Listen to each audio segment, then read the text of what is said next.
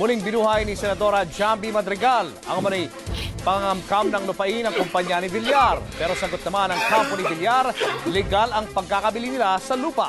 Nagpapatrol, Ricky Carandang.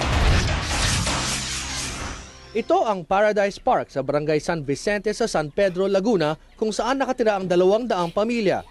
Karamihan sa kanila, dekada 60 pa nakatira dito. Sinequester ng PCGG ang lupa noong 1988 dahil pagmamayari daw ito ni Maximo Argana, isa umanong crony ni dating Pangulong Ferdinand Marcos. Pero hinayaan ang mga residente na manatili dito. Naging tahimik ang kanilang buhay hanggang bilhin ng Crown Asia ang lupa noong 2002. Ang Crown Asia ay pagmamayari ni Senador Manny Villar.